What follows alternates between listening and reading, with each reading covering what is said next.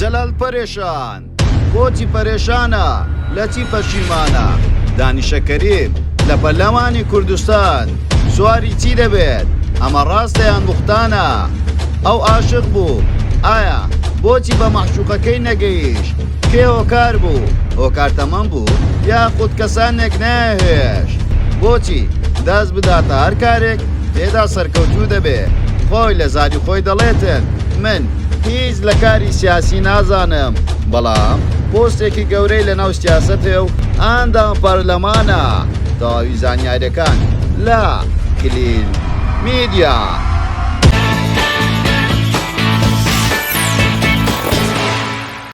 سڵاو لە کلیل میدیاوە دووبارە گەڕاینەوەلاتان بە بابەتێکی زۆر جیاواز. پێشەوەی سەری ڤیدیۆکەمان بکەیت لایک و کۆمنت و شێرتان بیر نەچێ وەروە سەبسکرایبی کەناڵەکەمان بکە و زەنگۆڵەکەشدا بگرە بۆ ئەوی تۆی خۆشەویست یەکەمین کەس بی کە بابەتەکانمان ببینی ئەو سناپچاتەکەشمان ئاد بکە بە ناوی کلیل میدیا بۆ ئەوی ناوت بستێرنێ و تیری پشکەوە ببێ بە خاوەن خەڵات.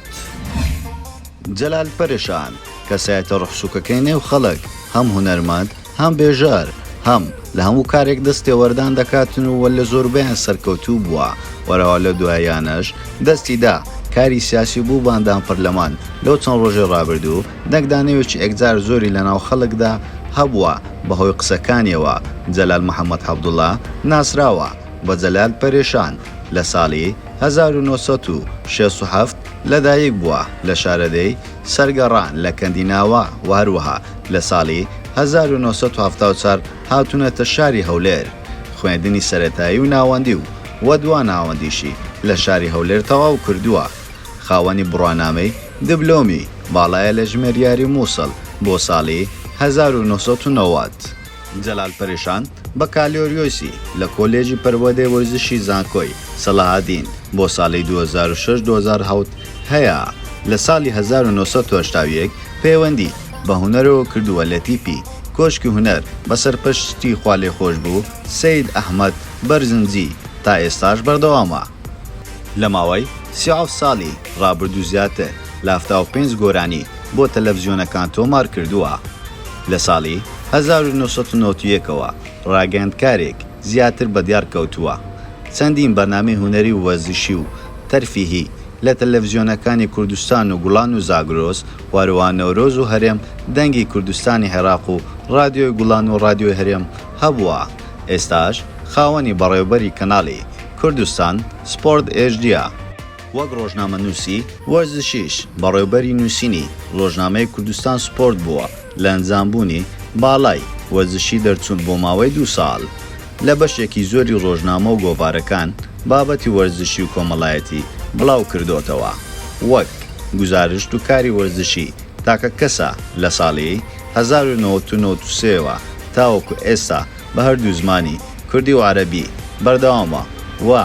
بەبێ دابڕان خزمەتی ئەو لایەنگرانانەی وەرزشی کردووە وەک هونەرمەندێک و ڕۆژنامەنووسی وەرزشیش بە فەرمی داوەتی چەندین فەستیڤاڵ و پاڵاوانێتی وەرزشی کراوە لە وڵاتەکانی ئەڵمانیا فەڕەنسا قەتەر ئیمارات چەندین وڵاتی تر ئێستاش لەبارەی سیاسەتەوەش پێشتر کاری کردووە و ئەندامی ئەنجومەنی پارێزگای هەولێر بووە لە ئێستاشدا ئەندام پەرلەمانی کوردستانە لە چەند ڕۆژێ ڕابردوودا جەلال پەرێشان بووە بنیشتە خۆشکەی سەرزاڵی خەڵک و لە نێو سۆشیال میدیا و تیڤیەکاندا هەڵایەکی گەورەی دروست کردووە کە دەڵێن جەلال پەرێشان وتیەتی سوار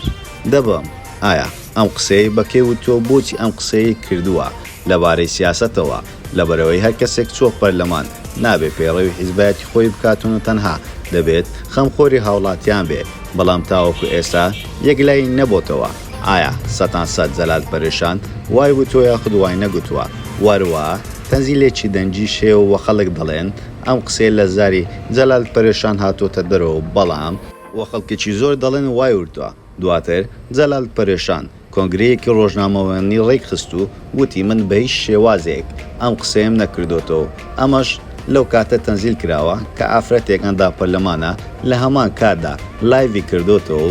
و تەنانەت ئەو کاتێ جەلال پەرێشان قسەی دەکا لە لایڤەکە دەنجی دەرچووە بەڵام تاوەکو ئێستا سەتان سەد قسەی ئەم کەسایەتێ پژڕاز نەکراوەتەوە وەلی دیمانەیەک جەلال پەرێشان دەڵێتن من هیچ شتێک لە سیاست نازانم بەڵام پێم خۆشە لە ژیانمدا ئەو شتانێک کە بەباشی دەزانم تاقی بکەمەوە و لە سیاسەتیش جەلال پەرێشان تاقی کردەوە و زۆرترین دەنجی بەدەست هێنا وەکو کەسایەتی لە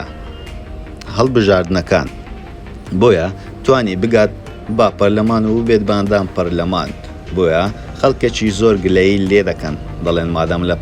سیاست نازانین چۆن دەچیتە ناو سیاست بەڵام ئەو دڵێ پێم خۆشە یارمەتی فەقیر و هەژاران بدەم ئەو پۆستەیە کە من وەرم گرتووە دەیدەمە بە خەڵک ئەو خانووە و ئەو شتانی کە لە پەرلەمانیش وەرم گرتووە داومەتە منداڵە هەژار و کوڕە فەقیر بۆیە ئەو پۆستەیەم وەرگرتو و پێم خۆش یارمەتی خەڵک بدەم بە هەموو شێوازێک هیچ کەسێک محتاج نەبێتن جەلال پەرێشان دەڵێتن هەموو ئافرەتانی کوردستان خوشتی منن تەنها یەک کەس نەبێتن جەلال پەرێشان نزیکەی 54 بۆ 55 ساڵ دەبێتن تاوەکو ئێستاش سینگڵە ئەو عاشقەیە تاوەکو ئێستا بە ماشوقەکەی نەگەیشتووە وە چەندین دەنگۆ هەیە دەربارەی ئەو خۆشەویستی جەلال پەرێشان دەڵێن هۆکارەکە تەمام بووە لەبەرەوەی لەجەلال پەرێشان بچووکتر بۆ بۆیە نەیانداوەتێ بەڵام جەلال پەرێشان دەرێ ڕاست ئەمە هۆکارێک بۆ بەڵام چەند کەسانێک هاتنە نێوانمان ناهێشت کام خاتونەیە بوو من ببێ وە منیش وادم داوە ئەگەر لەسەر ئەم دنیاە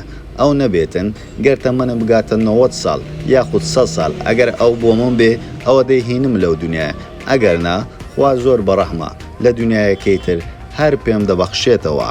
وە تاکە کەس بووە یەکەمین کەس بوو با بێ ئۆتۆمبیل چۆن ناو پەرلەمانەوە بە پاسکل چەندین خولی پەرلەمانی بەڕێوە بردووە دەڵێ پێویستە خەڵکانەیەک پاسکل بەکاربێن لەبەرەوەی لە بۆ سەعات باشە و هەم ئەوەشە پۆست کەم دەکاتەوە و لە ئێستاشدا خاوەنی 5 پاسکلە